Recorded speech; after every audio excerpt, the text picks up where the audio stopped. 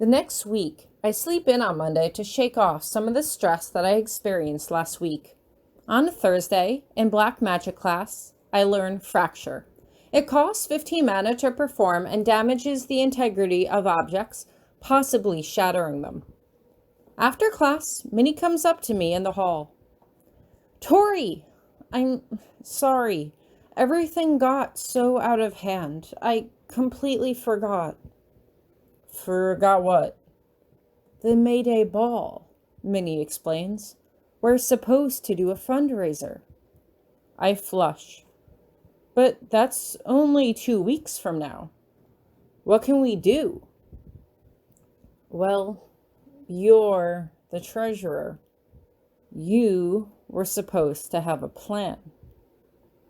I open my mouth and shut it again. Right. But I should have reminded you earlier.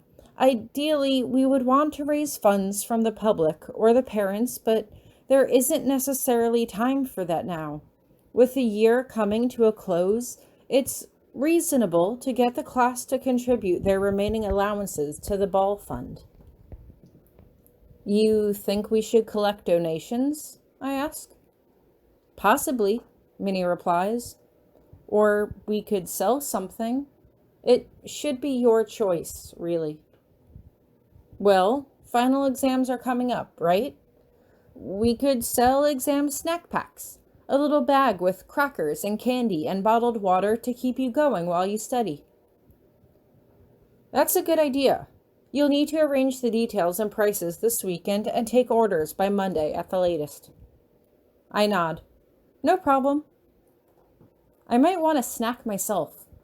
Finals are coming. The next morning, I notice that Ellen is still in bed well after her usual time to get up on a weekday. Are you feeling okay? I ask. I'm fine, Ellen replies. I'm just staying in today. You're slacking off? Virginia demands incredulously. Maybe I'm rubbing off on you. Today is Good Friday, Ellen replies. Oh, Virginia frowns. That's not an official holiday here, though. I know, Ellen admits. I just thought it would be nice to have a quiet day. I guess that makes sense. On Saturday morning, I get up early to deliver the mail. Professor Grabiner is already inside when I arrive. Good morning, Tori. Are your preparations for the fundraiser complete? I'm really starting to appreciate the way he calls me by my first name, especially when we're alone, but I know I shouldn't comment on it. I nod. I've made up a list of the foods that should go into each pack and what I think it will cost to buy them, although I haven't been to a grocery store in a long time, so you could probably get better deals. By my calculations, we'll make a profit even if we only charge $5 a pack, but since people have leftover money to burn, we might raise more funds if we charge $10. However, I think we should only charge $5 per pack. That might give people incentive to buy more of them. He nods. Very well, you best be on your way. I am sure you have studying to do. I'm not ready to be dismissed so easily. Do you play an instrument? He stares at me for a moment, obviously not expecting the abrupt change of subject. You said you liked chamber music. Do you play? I play a flute on occasion, he replies hesitantly. It's not quite what I would have guessed. And yourself? I had piano lessons when I was small, but it's been a long time. I got a guitar when I was 16, though. I haven't been able to play it much since coming here. That's enough small talk for one morning. I don't want to ask him too many personal questions all at once and make it seem like I'm prying. I should go complete my rounds and get back to studying. Good day, sir. After delivering the mail and allowances, I return to my room. It's empty, and I quickly venture over to the library to study black magic with Minnie for the rest of the afternoon. On the following Monday, I learned the blue and red magic spell, Telepire. It costs 30 mana to perform and causes flames to erupt in a nearby known location.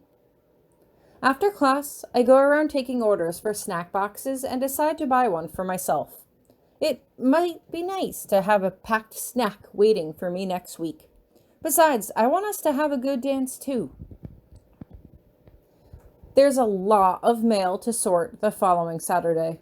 That's not really a surprise since it's the last full mail delivery of the year. A lot of what's here is packages. I suspect a lot of people suddenly remembered a piece of clothing they desperately needed from home for the ball next week. I'll have to make several back and forth trips to carry all these things to the right doors. It appears that Professor Grabiner also has some mail today. There's a letter for him, but from the way he barely glances at it before setting it on fire, I'm guessing it wasn't mail he wanted. Perhaps it was another letter from his father. Miserable old coot, he murmurs under his breath, and I can't help but giggle. You find this amusing? He asks. Sorry. I dip my eyes down. You just sounded like a sulky little boy. Or a student. He grins at me. Horror of horrors. Finally, I deliver all the mail and allowances and return to my room. I study black magic with Minnie to pass away the rest of the afternoon. Professor Grabiner sighed and shook his head. His father's audacious letter to his wife had been a cheap ploy to force Tori to confront him about his past, but, fortunately, she hadn't fallen for it. After Hieronymous had written his father back to demand he cease and desist any further correspondence, he received quite a few more letters. Some threatening, some cajoling, but all of them making it very clear that, now that he was married, he was required to take up the family seat in government, which Hieronymous had absolutely no desire to do. He liked Tori. He liked spending time with her. He liked her sharp wit, her sense of humor, her smile. But this marriage had to end. If it didn't, Tori would only be sucked further into his family drama, and he was determined to keep her ignorant of it. She was a student. She should be focused on her education, on deciding what she wanted to do with her life after she graduated. It wouldn't be fair to force her to stay at the school with him as he continued to work, or worse yet, travel to England with him to take up a role in a noble family when she didn't know the first thing about what his position would entail. He expected that the thought of their upcoming divorce would depress him, but it was actually bittersweet. He was doing right by her, and at least he could take some pride in that. If he truly wanted to prove that he cared for Tori, he had to let her go. At least January still felt like it was a long ways away.